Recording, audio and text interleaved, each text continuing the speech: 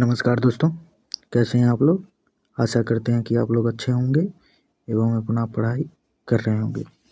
मैं आपका एक बार फिर से स्वागत करता हूं मास्क विद्यापीठ के इस छोटे से यूट्यूब चैनल पर। जैसा कि आप लोगों को पता है कि मैं इस पे आप लोगों को साइंस का पोर्शन कवर करा रहा हूं।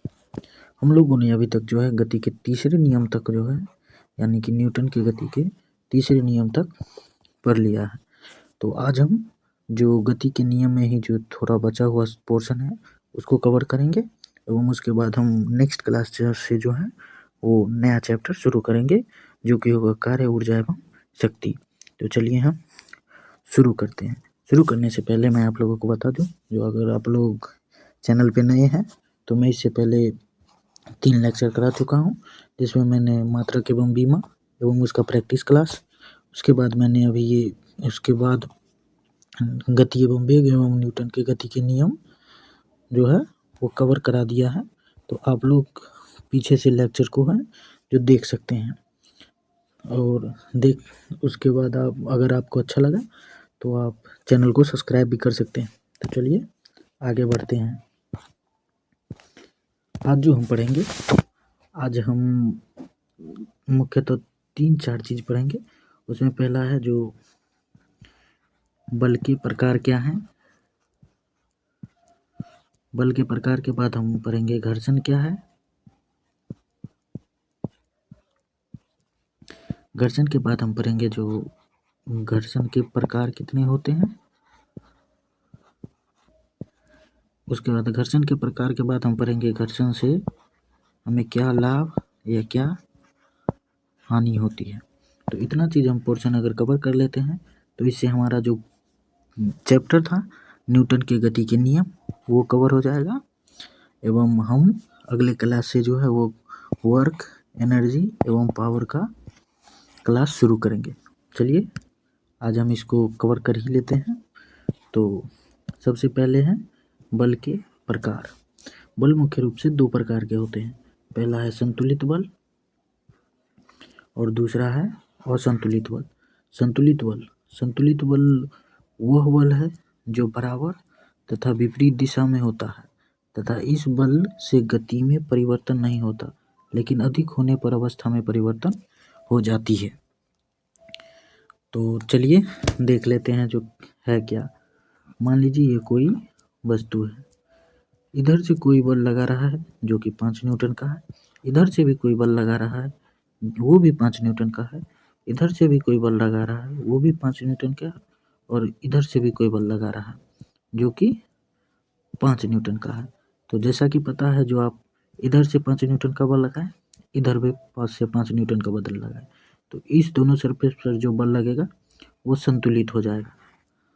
और अगर इस सरफेस पे 5 न्यूटन का बल लग रहा है, फिर इस सरफेस पे भी 5 न्यूटन का बल लग रहा है, तो दोनों को फिर से यहाँ पे भी दोनों सरफेस पर जो है वो बल का मान संतुलित हो जाएगा। इससे वस्तु की स्थिति में कोई परिवर्तन नहीं होगा। इस कारण से अगर वस्तु की स्थिति में परिवर्तन होता है तभी कोई वस्तु गति में आता है। यहाँ वस्तु की स्थिति में परिवर्तन ही नहीं हुआ अर्थात विस्थापन ही नहीं हुआ तो वस्तु गति में आता ही नहीं है। अच्छा, तो चलिए दूसरा पढ़ लेते हैं। दूसरा क्या है? असंतुलित बल। असंतुलित बल वह बल है जो असमान तथा विपरीत होता है और वस्तु को गति प्रदान करता है। मान लीजिए यही कोई वस्तु है, इधर से आप 10 न्यूटन का बल लगा रहे हैं, इधर से आप 5 न्यूटन का बल लगा रहे हैं, तो इधर वाला बल कम पड़ गया एवं इधर वाला बल ज़्यादा पड़ गया। जिधर से ज़्यादा बल पड़ रहा है उसी दिशा में वस्तु विस्थापित हो जाएगा एवं उसी दिशा में वस्तु गतिमान हो जाएगा। अर्थात इधर से जो 10 न्यूटन का बल लग रहा है इधर ही वस्तु गतिमान हो जाएगा। उसके बाद है कोई पिंड सतत चाल से चलेगी। इसका अर्थ है कोई बल कार्य नहीं कर रहा है। मान लीजिए कोई वस्तु है जो लगातार 10 मीटर पर सेकेंड की चाल से चल रहा है, तो इस पर कोई बल कार्य नहीं कर रहा है, क्योंकि अगर कोई बल इस पर कार्य करता तो ये कभी ज़्यादा हो जाता कभी कम हो जाता। मान लीजिए जो आप सीधे अपने सड़क पे एक निरंतर चाल से चल रहे हैं, आपका कोई दोस्त आया पीछे से धक्का मारा, अचानक से धक्का लगने के कारण आप एकदम से तेजी में आगे की ओर जाइएगा, तो आप पे एक बल आरोपित हुआ जिस कारण से आपकी गति जो है, आपका गति वो तीव्र हो गया। तो इसीलिए कहा जाता है जो अगर कोई सतत चाल से चल रहा है, यानी कि कोई अगर सतत चाल से चल रहा है तो उस पर कोई बाह्य बल कार्य नहीं कर रहा है। और जब असंतुलित बल द्वारा किसी वस्तु की गति को अवस्था में परिवर्तन लाया जा सकता है। असंतुलित बल से ही हम किसी वस्तु की अवस्था में परिवर्तन ला सकते हैं, गति की अवस्था में परिवर्तन ला सकते हैं, गति की अवस्था में परिवर्तन ला सकते हैं। जैसे कि मैंने आपका एवं आपके फ्रेंड का जो एग्जाम्पल दिया उसी पे आप स्टिक रह सकते हैं। जैसे कि मानिए आप चल रहे हैं 10 मीटर पर सेकंड की चाल से एवं आपका फ्रेंड पीछे से आया, आपको धक्का दिया, अब एकदम अचानक से 15 मीटर पर सेकंड की चाल से चलने लगे। या आप कहीं पे खड़े हैं, आपका फ्रेंड पीछे से आया, धक्का मारा, आपने 10 मीटर का वेग पकड़ लिया। तो इससे क्या पता चलता है, जो असंतुलित बल द्वारा गति की अवस्था में परिवर्तन लाया जा सकता है। तो चलिए आगे देख लेते हैं, जो आगे क्या है। आगे है अब जो है वो है घर्षण। तो घर्षण क्या है? तो घर्षण एक प्रकार का बल है जो हमेशा गति के विपरीत दिशा में लगता है। देख लीजिए, ये व्यक्ति जो है इस बॉक्स को ऊपर की ओर धकेल रहे हैं, अर्थात आप व्यक्ति बल ऊपर की ओर लगा रहे हैं, परंतु इस पे जो घर्षण होगा वो घर्षण बल के विपरीत दिशा में होगा। अर्थात घर्षण इधर वस्तु को लाना चाहेगा और व्यक्ति वस्तु को इधर ले जाना चाहेंगे। अगर व्यक्ति द्वारा घर्षण से अधिक मात्रा में बल लगाया जाता है तो वस्तु विस्थापित हो जाता है। अगर वस्तु पर जो बल है वो घर्षण से कम मात्रा में होगा तो वस्तु विस्थापित नहीं हो पाएगा। इसलिए किसी वस्तु को विस्थापित करने के लिए घर्षण से अधिक मात्रा में बल लगाना पड़ता है। चलिए देखते हैं उसके आगे क्या है। घर्षण बल को क्षयकारी या छिन्न बल कहते हैं, यानी कि घर्षण बल को क्षयकारी या छिन्न बल कहते हैं। घर्षण बल से हमें कुछ नुकसान भी होता है। जैसे मान लीजिए आपके पास कोई मशीन है जिसमें आप लगातार अगर उसका यूज करते हैं तो उसका बॉल बेयरिंग जो है वो घिस जाता है, जिससे आपको नुकसान होता है, अर्थात आर्थिक नुकसान ही होता है परंतु नुकसान होता है। इसलिए घर्षण बल को जो है वो क्षयकारी या छिन्न बल कहा जाता है एवं इसे स्नेहक की सहायता से कम किया जा सकता है। जब आप बॉल एवं बेयरिंग के बीच में जो है स्नेहक, जैसे आप बॉल बेयरिंग में जो ग्रीस लगाते हैं वो स्नेहक ही होता है। जब आप स्नेहक का प्रयोग करते हैं तो उसमें घर्षण कम होता है एवं आपका बॉल बेयरिंग कम घिसता है। अगर बात किया जाए तो स्नेहक के रूप में किस किस का प्रयोग किया जा सकता है, तो स्नेहक के रूप में तेल का, मोबिल का, ग्रीस का, ग्रेफाइट का प्रयोग किया जा सकता है। और ग्रेफाइट के बारे में बात किया जाए तो ग्रेफाइट पेंसिल में पाया जाता है। पेंसिल आप लोग देखे ही होंगे, पेंसिल में जो ये पतला सा ब्लैक कलर का होता है वही होता है ग्रेफाइट। आगे देखते हैं, घर्षण बल का मान सतहों के क्षेत्रफल पर निर्भर नहीं करता, जबकि सतहों की प्रकृति पर निर्भर करता है। अर्थात कितना बड़ा वस्तु है इस पर घर्षण कभी भी निर्भर नहीं करता। बड़ा वस्तु है परंतु वह साफ है पूरा, उस पर कोई भी खुरदुरा सरफेस नहीं है, यानी कि उसका सतह खुरदुरा नहीं है, वो प्लेन है, तो उस पर घर्षण ना के बराबर होगा। अगर छोटा ही वस्तु है परंतु उस पर खुरदुरा है, उसका सतह खुरदुरा है, तो उस पर घर्षण का मान ज़्यादा हो जाएगा। इस कारण से ये कहा जाता है जो घर्षण सतह पर निर्भर नहीं करता बल्कि उसकी प्रकृति पर निर्भर करता है। चलिए आगे देखते हैं जो क्या है। अगर किसी गतिमान वस्तु पर कोई बाह्य बल कार्य नहीं कर रहा है तो वह घर्षण के कारण रुक जाता है। मान लीजिए आपने किसी वस्तु को धकेल दिया, मानिए ये कार जो है यहाँ से लुढ़क रही है, अगर इस पे कोई बल कार्य नहीं कर रहा है तो एक स्थिति पे जाने के बाद ये कार घर्षण के कारण रुक जाएगी। मान लीजिए यहाँ पे आने के बाद ये कार जो है ये कार रुक जाएगी। क्यों रुक जाएगी? क्योंकि गति इधर हो रहा है एवं घर्षण जो है गति के विपरीत लगता है। जिस कारण से कार जो है एक निश्चित स्थिति में जाने के बाद रुक जाएगी। इसलिए कहा जाता है गतिमान वस्तु पर बल कार्य नहीं कर रहा तो वह घर्षण के कारण रुक जाती है।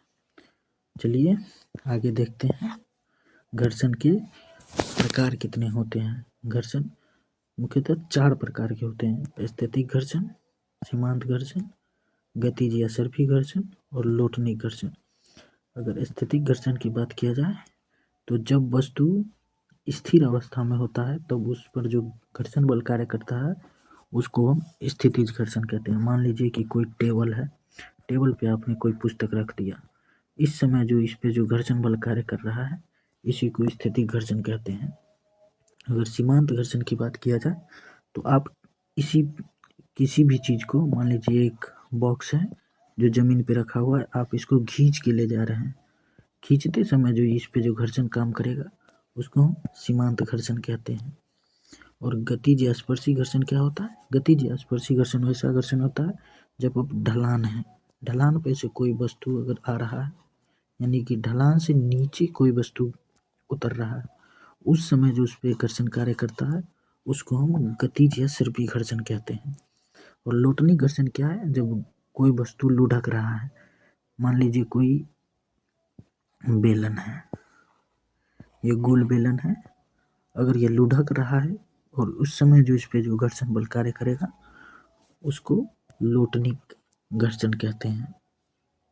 अब बात किया जाए जो कौन सा घर्षण किस प्रकार के घर्षण में घर्षण बल अधिक कार्य करता है, तो स्थैतिक घर्षण में जो है वह घर्षण बल अधिक कार्य करता है और गतिज या सर्पी घर्षण में जो है उससे कम बल घर्षण कार्य करता है और सबसे कम जो होता है वह लोटनिक घर्षण में होता है, क्योंकि वो आसानी से लुढ़क जाता है जिस कारण से उस पर घर्षण बल कम होता है और आपको स्थितिक घर्षण जो उसको उठाने में ज़्यादा मेहनत लग सकता है, इस कारण से उस पर घर्षण बल अधिक होता है। सर्पी घर्षण में स्थितिक घर्षण से कम परंतु लोटनिक घर्षण से ज़्यादा घर्षण बल कार्य करता है।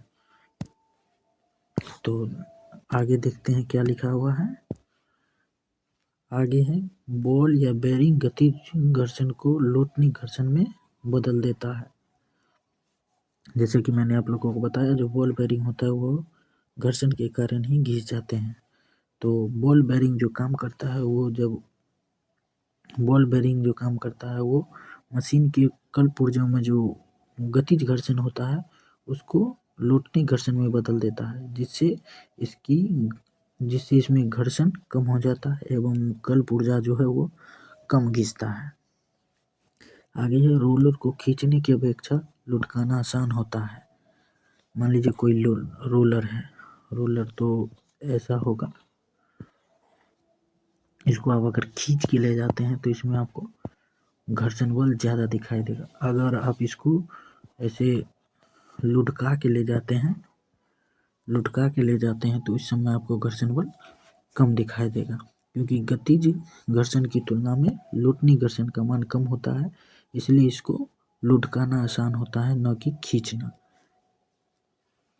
तो चलिए आगे देखते हैं आगे क्या है। आगे है घर्षण के लाभ और हानि। तो घर्षण के बारे में हानि की बात की जाए तो घर्षण कम होने के कारण हम बर्फ पर फिसल जाते हैं। देखिए अगर कोई बर्फ की सिल्ली है उसके पे अगर चलिएगा तो उस पे जो है सतह खुरदुरा नहीं होने के कारण सतह पूरा सपाट होता है, यानी कि सतह साफ होता है, उस पे आपको घर्षण काम नहीं करता, जिसके कारण आप अगर बर्फ की सिल्ली पे चढ़ेंगे तो गिर सकते हैं।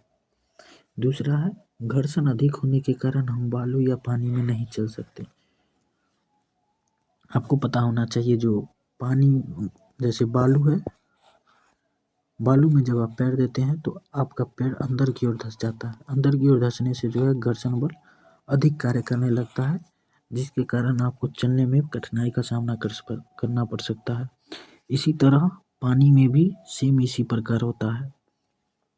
तीसरा है घर्षण अधिक होने के कारण मशीनों के कलपुर्जे टूट जाते हैं, ये तो मैंने आपको बता ही दिया। चौथा है घर्षण की कमी होने पर मशीनें चल नहीं पाती। अगर आवश्यकता से कम घर्षण भी हो जाए तो मशीन कार्य करना ही बंद कर देती है। इसीलिए घर्षण हमारे लिए आवश्यक भी है। इसलिए हम घर्षण के लाभ एवं हानि दोनों के बारे में बात करते हैं। और पांचवा अगर बात किया जाए तो घर्षण के कारण ही हम रोड पर चल पाते हैं। तो हम अगर किसी भी सतह पे चल पा रहे हैं तो वो मुख्यतः घर्षण के कारण ही है जो हम कहीं पे भी चल पा रहे हैं। अगर घर्षण नहीं होता तो हम स्लिप कर रहे होते, इधर से उधर कर रहे होते। तो घर्षण के लाभ एवं हानि ये भी कंप्लीट हो गया। चलिए आगे देखते हैं। तो बस हमारा जो चैप्टर था गति के नियम